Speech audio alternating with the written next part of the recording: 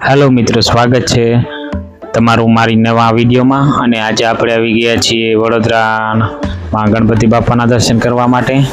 તો આપણે આજે ગણપતિ બાપાના દર્શન કરી રહ્યા છીએ તે છે સુભાનપુરાના હાઈટેન્શન રોડ પર, જે થોડા અંદર છે હાઈટેન્શન રોડથી.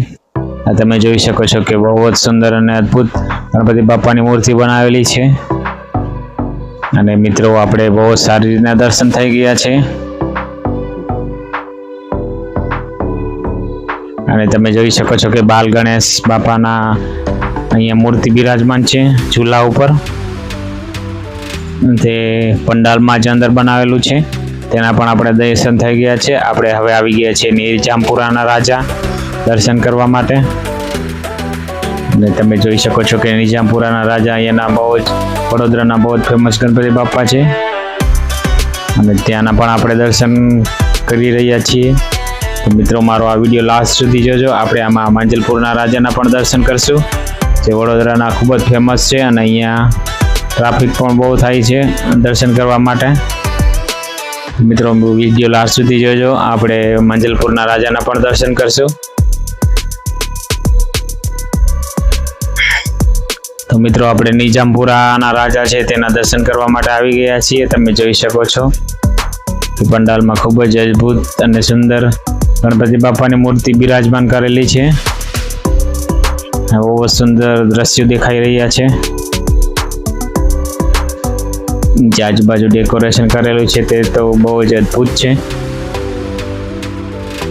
અને આગળ પણ નાની મૂર્તિ બેસાડવામાં આવી છે. અને ગણપતિ બાપા જે છે તે નિજામપુરાના રાજા.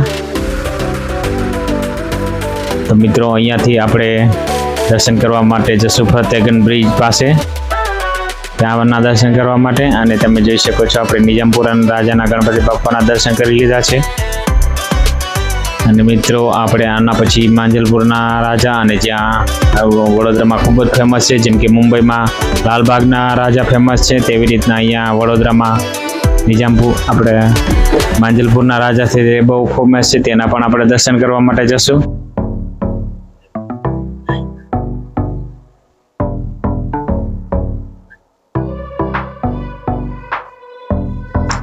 તો મિત્રો આપણે હવે ફતેગંજમાં આવી ગયા છીએ, ફતેગંજ બ્રિજ પાસે, જ્યાં ગણપતિ બાપાના દર્શન આપણે કરી રહ્યા છીએ.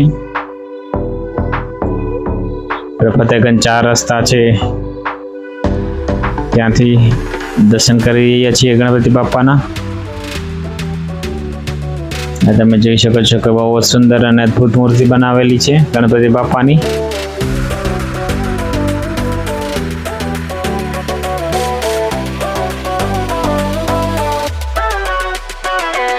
અને અદ્ભુત અને સુંદર મૂર્તિ બનાવવામાં આવી છે. મિત્રો તો આપણે ફતેગંજ જે બ્રિજ છે તેની પાસેના આપણે ગણપતિ બાપાના દર્શન કરી રહ્યા છીએ. તો મિત્રો તેની બાજુમાં જ બીજા ગણપતિ બાપા છે, તેના પણ આપણે દર્શન કરી લઈએ. અને જે તમે જોઈ રહ્યા છો તે ફતેગંજ વિસ્તારના ગણપતિ બાપા છે. બહુ જ સુંદર અને અદ્ભુત ડેકોરેશન કરેલું છે. અને અહીંયાથી આપણે દર્શન કરી અને ફરીથી અહીંથી આપણે માંજલપુરના રાજાના દર્શન કરવા માટે જશું. અને મિત્રો આપણે પહોંચી ગયા છીએ માંજલપુરના રાજાના દર્શન કરવા માટે. તમે જોઈ શકો છો કે બહુ જ ભવ્ય ગેટ બનાવવામાં આવ્યો છે. અને તમે સામે જોઈ શકો છો આપણે માંજલપુરના રાજાના મંડપ સુધી પહોંચી ગયા છીએ.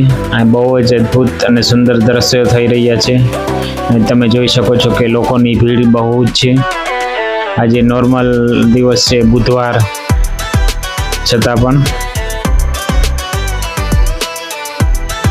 અને તમે જોઈ શકો છો સામે માંજલપુરના રાજા જે ગણપતિ બાપા છે તેના દર્શન કરી રહ્યા છો. અને બહુ જ સુંદર અને અદ્ભુત મૂર્તિ બનાવવામાં આવી છે. અને ઉપર પણ સારું એવું ડેકોરેશન કરેલું છે. તો ગણપતિ બાપા મોરયા કમેન્ટમાં લખી નાખજો. અને લાઈક, શેર અને સબસ્ક્રાઈબ પણ કરી નાખજો મિત્રો.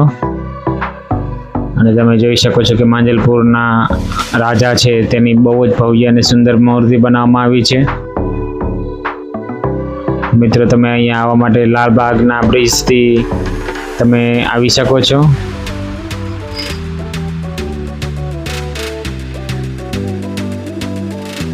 લાલબાગ બ્રિજની બાજુમાં જ છે, જ્યાંથી તમે માંજલપુરના રાજાના દર્શન કરી શકો છો. અને બહુ જ સારી રીતના, આટલી ભીડ હોવા છતાં પણ સારી રીતના દર્શન થઈ ગયા છે.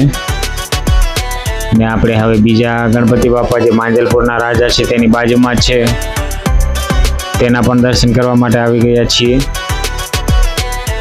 અને તમે જોઈ શકો છો કે બાજુમાં મોરનું પણ ડેકોરેશન કરવામાં આવ્યું છે અને બહુ સારી રીતના ડેકોરેશન કર્યું છે. અને મિત્રો આ જે છે 6% માટીની મૂર્તિ બનાવેલી છે.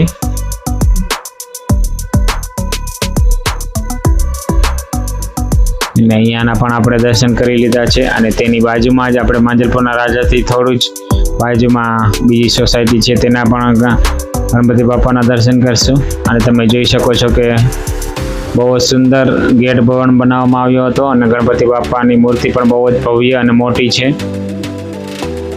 અને તમે જોઈ શકો છો કે બહુ જ સુંદર ગણપતિ બાપાની મૂર્તિ છે. અને અહીંયા પણ આપણે દર્શન કરી લીધા છે.